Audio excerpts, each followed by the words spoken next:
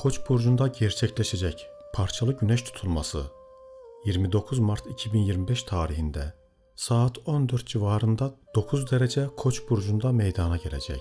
Bu tutulma Koç burcunun 1. dekanında olduğu için kendi öz temasına ilişkin enerjisini oldukça yüksek ve yoğun hissettirecektir.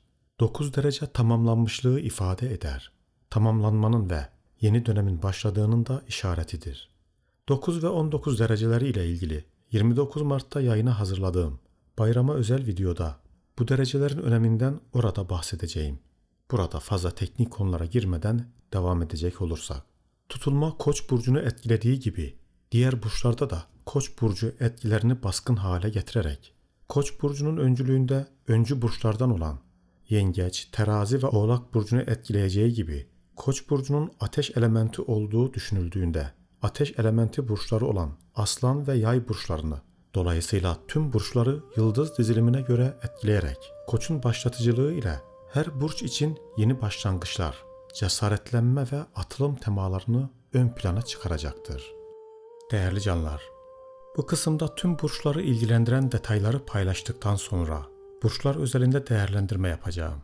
O nedenle bu genel bilgileri aldıktan sonra kendi burcunuz ile ilgili tüm bölümü dinlerseniz konu daha net anlaşılacaktır. Evvela tüm burç sakinleri kendi özel esmalarını zikretmeden evvel Ya Fettah esmasını zikretmesi gerekiyor. Bu yol açan, yol gösteren, yeni başlangıçlara kapı açar. Bu esmayı zikretmenizi ve akabinde kendi burcunuzla ilgili önerdiğim esmaları zikrettiğinizde bu dönemden daha iyi istifade etmiş olacağız inşallah. Ay ve güneşin dereceleri. Tutulma anında hem ay hem de güneş 9 derece Koç burcunda olacak. Ayın duyguları, güneşin de bilinci temsil etmesi nedeniyle ay ve güneşin bu kavuşumu duygusal ve eylemsel enerjilerin tam bir uyum içinde birleşmesini sembolize eder. Bu kavuşum enerjisel dönüşümü tetikleyebilir. Neptün'ün uzun zamandır kendi burcu olan Balık burcundan tutulma ile birlikte artık Koç burcuna geçiş arefesinde olması, bu aynı zamanda toplumsal yani kolektif bilinçte büyük bir dönüşüme işaret eder. İçe yönelik eylem daha çok dışa yönelik eylem olarak harekete geçer ve cesur adımlarla destekler. Çünkü Neptün hayallerin ve ideallerin eyleme dönüşmesi anlamına gelir. Bu dönemde hem bireysel manada hem de toplumsal manada daha önce hayal edilen, gerçekleştirilmek istenen projelerin hayata geçirilmesi yönünden potansiyeller sunar. Tutulmanın Ramazan ayının sonuna yakın gerçekleşmesi, ruhsal ve manevi dönüşümleri tetikleyen bir zaman dilimini işaret eder. Tasavvufi açıdan güneş tutulması ilahi iradenin tecellisi olarak görülür. Bireysel olarak içsel aydınlanma yolunda önemli adımlar atılması, yeni fırsat ve kapıların açılması olarak yorumlanır. Ve birçok İslam alimi de bu dönemde ibadetlerin artırılmasını önermiştir. Tutulmanın etki süresi tutulmadan birkaç hafta önce hissedilmeye başlar ve 6 aya kadar etkisi sürebilir.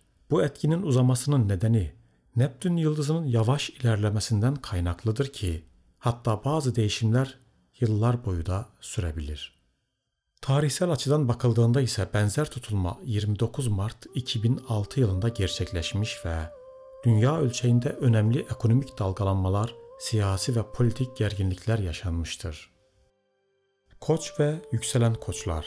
Parçalı güneş tutulması burcunuzda.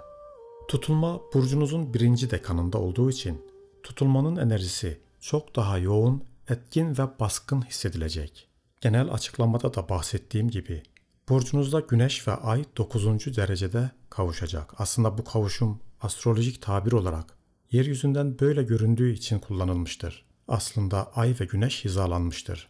Ay duyguları, güneş ise bilinci temsil ettiğinden duygular ile bilinç arasındaki uyum bu dönemde size potansiyelinizi dönüştürme etkisi kazandırabilir. 1. evde gerçekleşen tutulma, kişisel kimlik, benlik, fiziksel görünüm ve başlangıçların evidir. Bu sebeple koçlarda bireysel farkındalık açısından kişisel bir dönüşüm ve yenilenme süreci başlatacaktır. Bu bireysel güçlenme potansiyelleri nedeniyle kendinizi yeniden keşfetmeye çalışın. Güçlü enerji nedeniyle ani ve sabırsız kararlar almak yerine biraz daha temkinli ve planlı stratejilere yoğunlaşarak, odaklanarak karar alın. Yenilenme enerjisi sayesinde eski alışkanlıklarınız var ise bu alışkanlıklarınızdan kurtulmak adına hayatınıza yeni bir başlangıç katabilir. Alışkanlıklarınızın yerine sizi motive eden, sizi geliştiren bir uğraşı veya eylemin içine girmenizde fayda vardır. Güçlü yönleriniz motivasyonunuzdur. Ateş unsuru burç olmanız nedeniyle de liderlik özelliğiniz, öncü burç olmanız nedeniyle de yenilikçi bir yanınız var. Bu güçlü özelliklerinizi Mars'ın sizde yönettiği sabırsız, öfkeli ve aceleci hallere kendinizi teslim etmeden süreci sabırlı ve temkinli yönettiğinizde çok büyük gelişmelere gebe olabilir. Bu dönemde Mars yönetici yıldızınız ile Jüpiter arasındaki olumlu açı fırsatlar sunabilir. Mars ile Satürn arasındaki olumlu açı size sabır ve disiplin kazandıracaktır. Neptün burcunuza geçmek üzere olduğu için motivasyon sözünüz şu olmalı: geçmişin yüklerinden arın. İnisiyatif alarak geleceğe umutla bak. Her zaman bu tarz yeni ay ve tutulma dönemleri maddi ve manevi dönüşüm süreçlerini hızlandırır. Tasavvuf astrolojisi açısından bu tutulma, Koç burcu sakinleri için tutulmanın olduğu 9 derece tamamlanmadır ve Ramazan boyunca nefsin arındığına ve ilahi nur ile yeniden doğuş olarak değerlendirilir. Bu dönemin güçlü etkisini değerlendirmek için hangi istikamette başlangıç oluşturmak istiyorsanız o yönde niyet ettikten sonra burçların geneli için açıkladığım Ya Fettah, kapılar açan, yol gösteren, bu esma ile birlikte Ya Muhyi, hayat veren anlamındaki bu esmanın zikredilmesi, yeni başlatılacak işlerin hayatlanması ve bağımsız ve öncü enerjisini desteklemesi açısından çok etkili bir esma terkibi olacaktır. Koç burcunun yönetici gezegeni Mars, Koç'un 4. evinde olması, ev, aile ve köklerle ilgili konuları ön plana çıkarabilir. Yeni ay döngüsünde tutulma yenilikçi ve başlangıçları gündeme getirdiği için ev değişikliği, aile içinde yeni sorumluluk alma, çocukların eğitimi, evin yenilenmesi, yeni bir eve taşınma gibi yenilikler getirebilir. Olumlamanız: Rabbimin külli iradesinin yansımasıyım. Cüz-i iradem ile başlangıçlar açıyor, fırsatlar oluşturuyorum. Boğa ve yükselen boğalar. Parçalı güneş tutulması 12. evinizde. 12. ev içsel dönüşümün habercisidir. Bilinçaltını temizle ve kendini manevi yönden farkındalığa hazırla. Bu dönem geçmişinle hesaplaşarak, manevi dönüşüm ve içsel şifalanma enerjisini getirerek uyanış sürecini başlatabilir. Bu dönemde kendinizi derinlemesine keşfetmeye çalışacağınızdan, geçmişte bastırılmış duygular ve korkular gün yüzüne çıkabilir. 12. ev bilinmezlik, gizli konular, düşmanlıklar ve maneviyatla ilgili içsel yolculuk ve karmik bağlantıların mekanıdır. Bu dönemde içsel huzurunuzu korumak için geçmiş travmalarla rahat bir şekilde yüzleşin. Bu yüzleşme esnasında sezgilerinize güvenin. Çünkü bu dönem sezgileriniz ve içsel farkındalığınız çok güçlü. Kararsızlıktan ve zaman zaman oluşacak içsel çatışmalardan kendinizi koruyun ve geçmişinizle yüzleşirken de çok fazla o alanda takılı kalmamaya özen gösterin. 12. evin enerjisi sizi maneviyatınıza yönlendiriyor. Bireysel kaynak ve yatırımlardan çok bu dönemde kendinize yatırım yapın. Kanal içerisindeki meditasyonlara yönelip, dua ve ibadetle içsel arınma çalışması yaparak bu dönemin getirilerinden istifade edebilirsiniz. Bu dönemde içe dönüşleriniz olabilir. Yalnız kalmak isteyebilirsiniz. Hatta bu yalnız kalmaları konfor alanınız olduğu kanaatini hissedebilirsiniz. Bu nedenle aşırı içe dönük olmak yerine dengeli olmakta fayda vardır. Yönetici yıldızınız Venüs ile Neptün tutulmanın olduğu burçta 12. evde. 12. evde kavuşum halinde olması manevi bağlantıları güçlendirdiği gibi sanatsal faaliyetlerde de yüksek başarı getirebilir. Motivasyon sözünüz: geçmişi bırak. İçsel aleminin zenginliğiyle kendini keşfet ve yeni ufuklara yelken aç. Tasavvufi açıdan bu tutulma burcunuzda arınma ve manevi bir yolculuk başlatabilir. Tasavvufta boğa burcu sükunet, sabır ve dünyevi bereket ile ilişkilendirilir. Mistik açıdan da yeni ay ve tutulma döngüleri bilinçaltının arınması ve ruhsal yenilenmeyi hızlandırır. Bu dönemin güçlü etkisini değerlendirmek için hangi istikamette başlangıç oluşturmak istiyorsanız, o yönde niyet ettikten sonra burçların geneli için açıkladığım Ya Fettah, kapılar açan, yol gösteren bu esma ile birlikte Ya Basir, her şeyi gören, farkında olan, bilinçaltı farkındalığını artırmak için çok etkili bir esmadır. Olumlamanız, ben ilahi huzurun bir tecellisi olarak geçmişimi sevgiyle bırakarak içsel gücümü keşfediyorum. Yönetici yıldızınız Venüs ile Neptün kavuşum halinde. Sezgileriniz ve ilham gücünüz bu dönemde yüksek olacağından sanatsal faaliyetlerde de başarıyı sağlayabilirsiniz.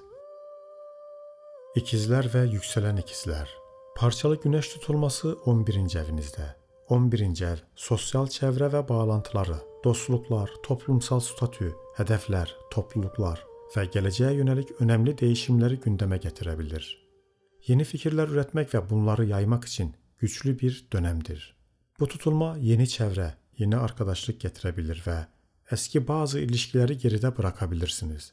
Bu dönemi ileriye dönük projelerde, teknolojik ve ekip çalışmaları ilgili konularda da yeni başlangıçlar getirebilir ve bu projelerde aktif rollerde alabilirsiniz. Bu dönemde sosyal bağlarınız, teknolojik ve yenilikçi düşünme tarzınız güçlü ancak kararsızlık, yüzeysel ilişkiler, dağınıklık, aşırı sosyal yorgunluk ve odaklanamama gibi durumlar gelişebilir. Bu yenilikçi ve üretken fikirlerinizi yönetici yıldızınız Merkür'ün Koç burcunda olması nedeniyle desteklemektedir. Olumlamanız, Rabbimin ilmi ilahisinde bilgim ve zekamla her ortamda parlarım. Tasavvufi astroloji bakış açısı yönünden tutulmanın ikizler burcuna etkisi, zahirde olanın örtülmesi ile birlikte batini hakikatlerin açığa çıkmasını temsil eder. Bu sebeple bu dönem ikizler burcunu ilahi bilgiye ve sezgisel anlayışa ulaşmasını kolaylaştırabilir. Tutulma dönemleri ruhsal sıçrayışlara ve içsel farkındalığın yükselmesine neden olur. İkizler burcu değişim ve bilginin akışıyla ilgilidir. Bu sebeple bilgiye ulaşma yollarının yeniden düzenlenmesi ve içsel idrakın artırılması gerekebilir. Belki bu sosyal medya akışından aldığınız bilgilerle değil de kendi ruhsal ihtiyacınıza ve kişiliğinize uygun kitaplar okuyarak, araştırmalar yaparak bunu sağlayabilirsiniz. Bu dönemin güçlü etkisini değerlendirmek için hangi istikamette başlangıç oluşturmak istiyorsanız, o yönde niyet ettikten sonra burçların geneli için açıkladığım Ya Fettah, kapılar açan, yol gösteren bu esma ile birlikte Ya Hakim, hikmetli kararlar alan, kararsızlıktan kurtulmak ve doğru kararlar almak için çok etkili bir esmadır. Olumlamanız, Rabbimin ilahi sistemi içerisinde bağlantılarım ve bilgilerimle geleceğimi şekillendiriyorum. Doğru zamanda, doğru yerdeyim. Yengeç ve yükselen yengeçler. Parçalı güneş tutulması yengeçlerin 10. evinde. 10. ev, kariyer, toplumsal statü, otorite figürleriyle ilişkilidir. Bu nedenle tutulma yengeçlerin kariyerlerinde önemli değişiklik, toplumsal alanda yükselme fırsatları getirebilir. Aynı zamanda kariyer evi olması nedeniyle de terfiler ve iş değişiklikleri de gündeme gelebilir. Yönetici yıldızınız Ay, Jüpiter ile arasındaki olumlu açı size başarı getirerek kariyer ile ilgili fırsatlarınızı desteklemektedir.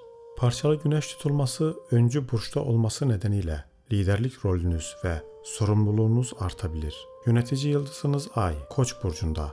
Bu tutulmayı gerçekleştirdiği için acele karar almaktan, aşırı hassasiyet ve duygusal tepkilerden kaçınarak, kendinizi dengelemeye çalışarak, yeteneklerinizi keşfedip bu yönde adımlar atmak için doğru bir zaman olabilir. Bu sebeple stres yönetimine dikkat edilmesi gerekir. Bu dönemde aşırı çalışma eğiliminde olabilirsiniz. Dinlenmeye ve kendiniz zaman ayırmaya özen göstermelisiniz. Çünkü bu dönemin size getirdiği güçlü enerjiler kariyer başarısı, liderlik, toplumsal statü ve hedefleri gerçekleştirme yönünden güçlü enerji taşırken stres ve duygusal dengesizlik hususunda bir denge sağlanması gerekebilir. Jüpiter'in 12. evinizde olması içsel genişlemeyi getirecektir. Bu tutulum zamanları ruhsal uyanışa işaret eden zamanlardır. Mistik astroloji genel okumalarından anlaşılan Yengeç burcu içsel alemi temsil eden ve sezgiselliği içinde barındıran bir burç olduğundan bahsedilir. Yengeç burcu bir su elementi burcudur. Dolayısıyla su elementinin doğası gereği derin duygulara sahiptir. Ve bu duygu yoğunluğu ilahi hakikati anlama yolunda bir araç olabilir. Aynı zamanda güneş tutulması Rabbi Rahim'in tecellisi olarak görülür. Bu tutulma manevi bir yolculuk ve manevi bir uyanış sürecine işaret edebilir.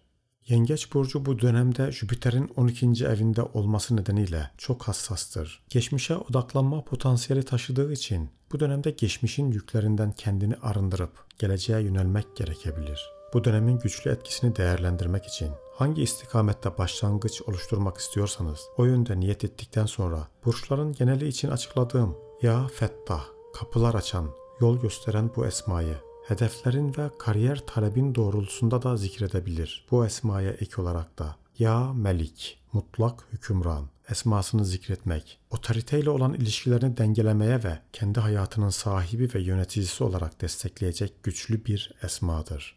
Olumlamanız, bütün kararlarım Rabbimin ilahi rehberliğiyle şekilleniyor. Kariyerimde ve hayatımda yeni ufuklara yelken açıyorum. Aslan ve yükselen aslanlar, parçalı güneş tutulması burcunuzun 9. evinde gerçekleşiyor. 9. ev uzun yolculuklar, yüksek öğrenim, inanç ve felsefi görüşleri sorgulama süreci, yabancılarla bağlantı, uluslararası seyahatler, uzak yerlere olan göç, hukuksal konular ve ruhsal genişleme ile ilgilidir. Bu sebeple Aslan burcu için yeni bir bilinç açılımı, inanç sistemlerinde değişimler, uluslararası bağlantılar ve eğitimle ilgili dönüşümler, resmi işlemler gündeme gelebilir. Bu dönemde yeni bir öğrenme süreci de başlayabilir. Akademik veya spiritüel alanlarda yeni keşifler yapılabilir. Ancak bu manevi arayışlar sırasında duygusal dengenin de korunması önemlidir. 9. evinizde oluşan tutulum, yenilikçi bakış açınız, öğrenme isteği ve keşfetmeye olan arzunuz bu dönemde güçlenebilir. Çünkü yönetici yıldızınız Güneş tutuluma eşlik etmektedir. 9. evin enerjisi aslanları aşırı iyimser ve risk almaya meyilli hale getirebilir. Bu nedenle dikkatli olmak ve planlı hareket etmekte fayda vardır. Motivasyon sözünüz, gerçeklik yolun sonunda değil, yolculuğun ta kendisidir. Rabbimin nuru ilahisiyle ilerliyor ve hedeflerime ulaşıyorum. Bu dönemin güçlü yönlerinden bahsettik. Maneviyat, geniş ufuklar, yabancı kültürler ve seyahatler, ancak zayıf yönleriniz aşırı iyimserlik ve duygusal dengesizlik oluşturabilir. Mistik astroloji genel okumalarında 9. ev, hakikatin bilgisine ulaşma, ilahi hakikatin fark edilmesi ve ruhun genişlemesi ile ilgilidir.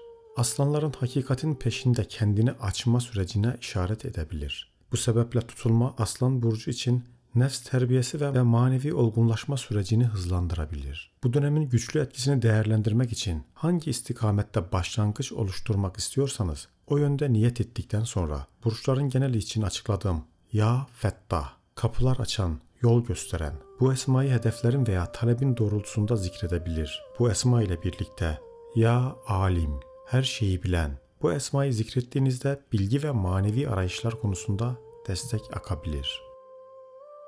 Başak ve yükselen Başaklar, parçalı güneş tutulması burcunuzun 8. evinde.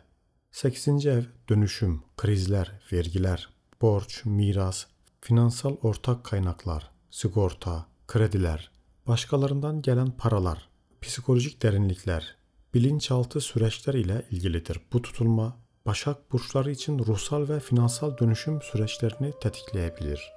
8. ev yeniden doğuşun evidir. Bu nedenle tutulma Başaklar için derin bir dönüşüm, içsel arınma ve maddi manevi kaynaklarla ilgili önemli değişiklikler getirebilir. Yönetici yıldızınız Merkür, tutulmanın olduğu Koç burcunda olması bu yenilikçi enerjinizi ön plana çıkarabilir. Böylece bu dönem eski alışkanlıklardan kurtulma ve yeni bir başlangıç yapma enerjisi oluşturabilir. Bu dönemde duygusal dengeleriniz zorlanabilir. Aşırı kontrolcü davranmamalı ve değişime fazla direnmemekte fayda vardır.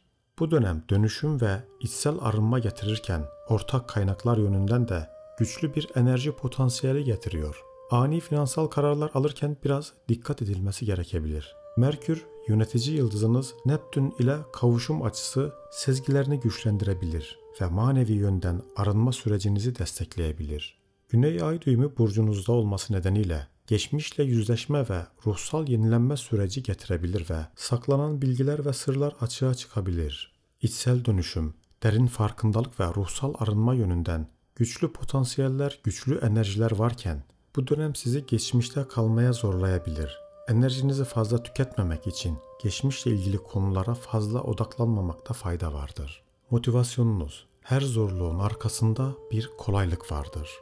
Mistik astroloji genel okumalarında 8. ev nefsin arınma sürecini ve dünyevi bağlardan kurtulmayı temsil eder. Bu tutulma derin ruhsal bir yolculuğu ve içsel dönüşümü simgeler. Başaklar eski kalıpların yıkılması ve yeni bir bilinç seviyesine ulaşmak anlamına gelir. Ölmeden önce ölmek felsefesi burada devreye girer. Başakların yöneticisi Merkür, simyada civa elementiyle temsil edilir ki bu demirden gümüşe geçme arifesini yani saflaştırılmayı temsil eder.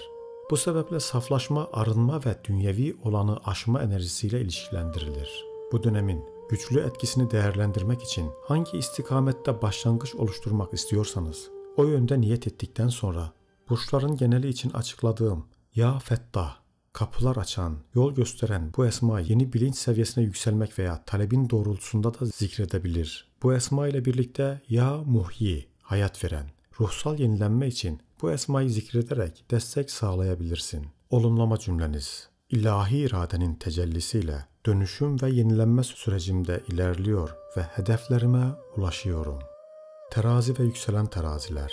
Parçalı güneş tutulması terazi burcunun 7. evinde. Terazi burcu zaten ilişkiler ve denge üzerine odaklanır. 7. ev ise evlilik, açık düşmanlıklar, hukuksal süreçler, ortaklıklar ve yakın ilişkilerle ilgilidir. Bu tutulma ilişkilerinizde yeni bir denge kurmanızı sağlayabilir. Eski kalıpları bırakıp daha adil ve uyumlu bir ilişki dinamiği oluşturmak için fırsatlar doğabilir. Tutulmalar genellikle bir şeylerin sonlanıp yeni bir şeylerin başladığı dönemlerdir. Bu süreçte hayatınızdaki bazı ilişkiler veya ortaklıklar sonlanabilir. Ancak bu yeni ve daha sağlıklı başlangıçlar için bir fırsat da olabilir. Bu tutulma ilişkilerle ilgili köklü değişimler ve ortaklık konularında da dönüşümler getirebilir. Tutulma karşıt burçta olduğu için bu dönemde hayatınızdaki insanlarla ilişkilerinizi gözden geçirmek ve dengeyi sağlamak konusunda ilişkilerinizi gözden geçirme ihtiyacı hissedebilirsiniz. İlişkilerinizde uyum sağlamak için kendi ihtiyaçlarını göz ardı edebilir. Bu dönemde kendi sınırlarınızı korumaya ve kendinizi ihmal etmemeye özen göstermelisiniz.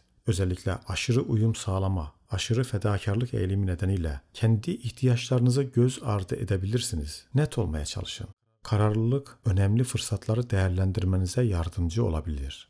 Motivasyon cümleniz, ilişkilerimde dengeyi koruyorum ve sağlıklı bağlar kuruyorum. Mistik astroloji genel okumalarında burcunuzun 7. evinde bu tutulma, ilişkilerdeki karmik bağları çözebilir ve geçmişten gelen enerjileri temizleyebilir. Kendi iç dengenizi bulmak için de güçlü fırsat sunar. Terazi burcu sakinlerinin hayatı her zaman ve her yerde ve her ortamda adalet ve denge getirir. Bu tutulma hayatta adaleti sağlama, hakikati arama ve ilahi dengeyi kurma yolculuğunda yardımcı olacaktır. Bu dönemin güçlü etkisini değerlendirmek için hangi istikamette başlangıç oluşturmak istiyorsanız o yönde niyet ettikten sonra burçların geneli için açıkladığım Ya Fettah, kapılar açan, yol gösteren. Bu esmayı yeni kapılar açmak veya talebin doğrultusunda da zikredebilir. Bu esma ile birlikte Ya Vedud, ey sevgili ve muhabbet kaynağı. İlişkilerde uyum için bu dönemde zikredilmesi gereken çok güçlü bir esmadır. Akrep ve yükselen akrepler. Parçalı güneş tutulması burcunuzun 6. evinde gerçekleşiyor. Sağlık, günlük yaşamınıza dair rutinler, iş hayatı ve hizmet temalarını ön plana çıkarıyor. Sağlığınıza özen göstermeniz gereken bir dönem. Bedensel ve zihinsel sağlığınızı dengelemek, aynı zamanda tutulma yenilenmeyi getirdiği için hayatınızda dönüşümler yaparak köklü değişimlere kapı açabilirsiniz. Bu işle alakalı yeni bir işe başlamak veya mevcut işinizde yeni sorumluluklar almak şeklinde de olabilir. Akrep dönüşüm ve yenilenme burcudur. Bu tutulma ile birlikte hayatınızdaki gereksiz yüklerden kurtulmak, içsel temizlik yapmak için güçlü bir enerji sunuyor. Eğer alışkanlıklarınız varsa bu alışkanlıklarınızı terk edip sağlıklı bir yaşam tarzına geçiş için güçlü bir dönem oluşturuyor. Her yenilenme, her süreç biraz sancılı olabilir. Bu sebeple aşırı stres ve kendinizi fazla zorlamalardan uzak tutarak dinlenmeye, kendinize zaman ayırmaya odaklanmanız faydalı olacaktır. Unutmayın ki insan detaylara takıldığında hayatında önemli olan, üzerinde durmanız gereken konulara enerjiniz kalmayabilir. Devamlı surette kendi sınırlarınızın farkına varın ve aşırı fedakarlıktan kaçının. 6. ev vücudun bağışıklık, sindirim ve sinir sistemi ile ilgili olduğu için aşırı fedakarlık, bazen umduğunu bulamamak, sindirim ve sinir sisteminde rahatsızlık verebilir. Yönetici yıldızınız Mars, 9. evinizde, Plüton ise 3. evinizde. Mars'ın enerjisi idealler ve inançlar konusunda harekete geçmeniz noktasında hedeflerinize odaklar. Plüton, iletişimsel, düşünsel ve fikirsel yönden derin bir dönüşüm ve yenilenme sürecine işaret eder. Bu dönemde içsel gücünüzü keşfetmek ve hayatınıza köklü değişimler yapmak için güçlü bir enerjiye sahipsiniz. Mars yıldızınız hem Jüpiter hem de Uranüs ile olumlu açısı bu dönem size büyük fırsatlar ve beklenmedik dönüşümler getirebilir. Bu enerji iş hayatınızda başarı ve sağlığınızda iyileştirme potansiyellerini taşımaktadır.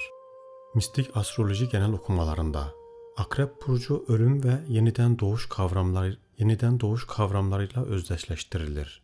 Bu tutulma ruhsal bir dönüşüm ve bilinçsel temizlik sürecine işaret eder. Ölmeden önce ölünüz düsturuyla eski benliğinizi bırakıp yeni bir bilinç seviyesine ulaşabilirsiniz. Bu dönemin güçlü etkisini değerlendirmek için hangi istikamette başlangıç oluşturmak istiyorsanız o yönde niyet ettikten sonra burçların geneli için açıkladığım Ya Fettah, yeni kapılar açan, yenilenmek için bu esma ile birlikte Ya Şafi, ey şifa veren, sağlık ve iyileşme için hem bedensel hem zihinsel iyileşerek dönüşümü gerçekleştirmek için çok etkili bir esmadır. Olumlamanız, hayatımın inkişafı için dönüşümü kucaklıyorum. Eski kalıpları bırakıp yeni bir bilinç seviyesinde yükseliyorum. Yay burcu ve yükselen yaylar. Parçalı güneş tutulması Yay burcunun 5. evinde gerçekleşiyor. 5. ev ilişkiler, romantizm, yaratıcılık, eğlence, çocuklar, çocuksu mutluluk, kendini ifade etme ile ilgilidir. Bu tutulma Yay burçları için aşk hayatında, sanatsal projelerde, kendini ifade etme konusunda, yaşamdan keyif alma ve çocuklarla ilgili konularda yeni başlangıçlar ve değişimler getirebilir. Tutulma yeni ay döngüsü olması nedeniyle yeni bir ilişkiye başlamak, mevcut ilişkileri yeniden değerlendirmek veya bitirmek gündemde olabilir. Sanatsal projelerde yenilikler, sanat, müzik, yazı ve diğer sanatsal alanlarda kendinizi ifade etmek için harika bir dönemdesiniz. Bu dönem size bu yönde ilhamlar getirebilir. Çocuklarla ilgili önemli gelişmeler, bu gelişmeler çocuk sahibi olma planları, çocukların sorumlulukları, eğitimi ön plana çıkabilir. Bu tutulma kendi kimliğini daha özgürce ifade etme isteği, hayatın daha keyifli yönlerine odaklanma ihtiyacını artırabilir. Ancak riskli yatırımlarda aşırı risk alma konularında dikkatli olmakta fayda vardır. Bu tutulma içsel çocukluğunla ilgili konuları da gündeme taşıyabilir. Bu sebeple kanal içindeki çocukla halelleşme meditasyonu linki açıklamada. Dinlemenin çok faydası olacaktır. Yönetici yıldızınız Jüpiter, Venüs yıldızı ile uyumlu ve Uranüs ile yaptığı 60'lık açı nedeniyle bu dönemde büyük genişleme, beklenmedik fırsatlar getirebilir. Hem projelerinizde başarı hem de ilişkilerinizde huzur ve mutluluğu destekler. Mistik astroloji genel okumalarında Yay burcu genişlemedir. 5. ev, insanın çocuksu tarafını, kişinin içsel coşkusunu ve ilahi aşka olan bağlantısı ile ilgilidir. Enerjinin ilahi kaynaktan geldiğini hatırlatan bir süreç olduğu ve içsel çocuksu tarafını yeniden keşfetme zamanı olduğunu dile getirir. Aynı zamanda Yay burcu sakinleri bilgelik ve keşif ruhludur. Bu tutulma manevi olarak mutluluk ve içsel tatminin nereden geldiğini sorgulama sürecini hızlandırarak ilahi aşkla bağlantı kurma fırsatı sunabilir. Bu dönemin güçlü etkisini değerlendirmek için hangi istikamette başlangıç oluşturmak istiyorsanız o yönde niyet ettikten sonra burçların geneli için açıkladığım Ya Fettah, yeni kapılar açan, yenilenmek için bu esma ile birlikte Ya Vasi, genişleten, bolluk veren, içsel genişleme, huzur bulmak ve bolluk için çok etkili bir esmadır. Olumlama cümleniz: kendim ile uyum içerisindeyim. Yaşamımın bana sunduğu fırsatları kabul ediyorum. Oğlak burcu ve yükselen oğlaklar. Parçalı güneş tutulması burcunuzun 4. evinde. 4. ev aile içi ilişkiler, kökler, ev ve içsel güven temalarını ön plana çıkarıyor. Bu tutulma Oğlak burçları için ailevi sorumluluklarının artması, yeni bir ev alma veya yeni bir eve taşınma gibi konuları gündeme getirebilir. Çünkü yeni ay döngüsünde başlangıçları gündeme getirir. Bu evde Oğlak duygusal olarak kendini güvende hissetmek ister. Duygularınızı baskılayabilirsiniz. Duygularınızı ifade etmek ve bu konuda kendinizi desteklemekte fayda vardır. Sorumluluk almak Oğlakların genel yapılarında var, ancak bu sorumluluk kendinizi baskı halinde hissettirebilir. Bu sebeple kendinize zaman ayırın ve yeri geldiğinde dinlenmesini de bilmeniz gerekiyor. Elementiniz toprak unsuru olması ve 4. ev temaları bir araya geldiği için köklenme ve köklerle bağlantı kurma, atalar, geçmiş ve soy ağacı ile ilgili farkındalıklar oluşabilir. Motivasyon cümleniz: köklerimden güç alarak hayatımı bilinçli ve sağlam bir şekilde inşa ediyorum. Mistik astroloji genel okumalarında Oğlak burcu sakinleri sabır ve sorumluluk kavramlarıyla özdeşleştirilir. Bu tutulma duygusal temellerinizi sağlamlaştırma ve içsel huzuru bulma sürecine işaret eder. Kendi içsel yolculuğunuza odaklanın ve sağlam temeller üzerine hayatınızı kurma sürecini yönetin. Çünkü içsel alemine yönelerek kendinle barışık halde geçmişini iyileştirmek için bu dönem uygun bir zaman dilimidir. Yönetici yıldızınız Satürn 3. evinizde. Mantıklı, disiplinli, gerçekçi ve sorumluluk sahibi bir zihin yapısı getirir. 3. ev iletişim, kardeşler ve yakın çevreyle ilgilidir. Kardeşler ve yakın çevreyle ilişkilerde mesafeli ve disiplinli olma yönünde potansiyeller olabilir.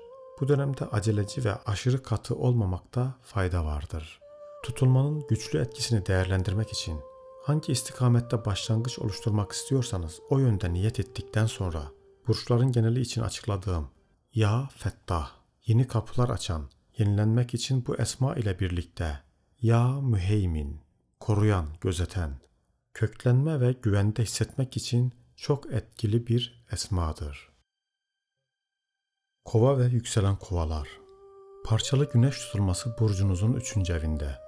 3. ev iletişim, eğitim, kardeşler, yakın çevre, seyahatler, bilgi alışverişi ve zihinsel süreçlerle ilgilidir. Bu tutulma kova burçları için iletişimde, öğrenme süreçlerinde, yakın çevre ilişkilerinde ve kısa yolculuklarla ilgili konularda önemli değişimler getirebilir. 3. ev iletişim, yazı, konuşma ve ifade yetenekleriyle ilgili olduğu için bu tutulma iletişim becerilerinizi geliştirme ve kendinizi daha etkili bir şekilde ifade etmeniz için fırsatlar sunar. Parçalı güneş tutulması yeni ay döngüsü olduğu için başlangıcı temsil etmesi açısından hayatınızda eğitim ile ilgili yeni başlangıçlar yapmak için bir kursa başlamak veya eğitim almak istediğiniz bir sertifika programına katılmak için uygun bir dönemdir.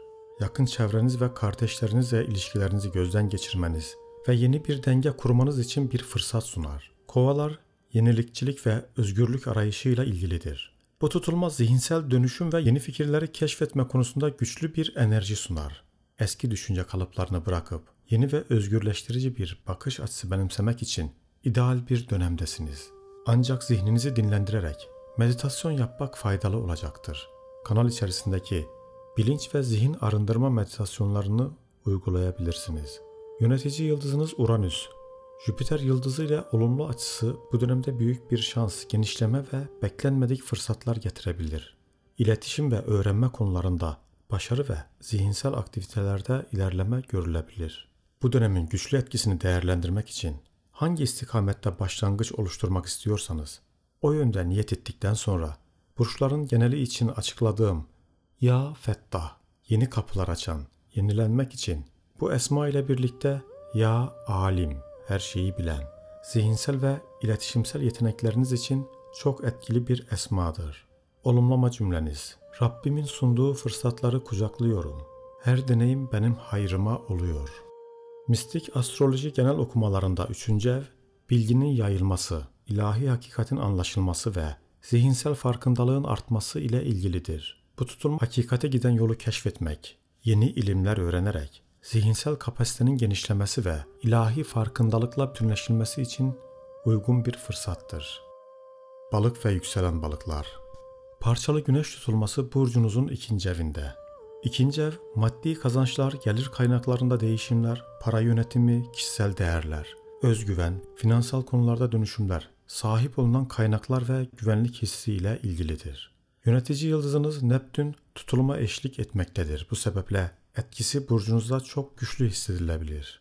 Maddi fırsatlar ve beklenmedik harcamalar gündeme gelebilir. Özgüven ve kişisel değer anlayışıyla kendine duyulan güvenin sorgulanması ve güçlendirilmesi gereken bir dönem olabilir. Bu sebeple özgüven eksikliğine kapılmadan içsel değerinin farkına varmaya çalış. Tutulma yeni ay döngüsü olması nedeniyle yeni başlangıçlar veya mevcut durumda değişiklik gündeme gelebilir. Bu kazanç sağlama yollarında yenilikler veya yeni iş fırsatları, alternatif gelir kaynakları veya mevcut iş değişiklikleri şeklinde de olabilir. Mistik astroloji genel okumalarında Balık burcu sakinleri ruhun derinliklerini ve ilahi sevgiyle bağlantıyı temsil eder. Bu tutulma manevi bolluğu fark etme ve dünyevi değerlerden bağımsız bir iç huzura erişme sürecini destekleyebilir. Aynı zamanda ikinci ev dünyevi ve manevi değerler arasındaki dengeyi bulma alanıdır. Neptün balık burcunun yönetici yıldızı olarak bu tutulmada önemli bir rol oynar. Neptün'ün enerjisi sizi manevi değerlerinizi keşfetmeye ve içsel huzuru bulmaya yönlendirir. Bu dönemde maddi ve manevi değerlerinizi gözden geçirmek ve yeni fırsatlar keşfetmek için güçlü bir enerjiye sahipsiniz. Bu dönemin güçlü etkisini değerlendirmek için hangi istikamette başlangıç oluşturmak istiyorsanız o yönde niyet ettikten sonra burçların geneli için açıkladığım Ya Fettah, yeni kapılar açan, maddi ve manevi yeni kapıların açılması ve yenilenmek için bu esma ile birlikte Ya Gani, ey mutlak zenginlik sahibi, içsel ve dışsal zenginlik için çok güçlü bir esmadır. Olumlama cümleniz: İlahi düzen bana ihtiyacım olan her şeyi sağlar. Maddi ve manevi bolluğu hayatıma çekiyor, değerimi ve gücümü keşfediyorum. Tekrar görüşmek dileğiyle. Esselamu Aleyküm ve Rahmetullahu ve Berekatuhu.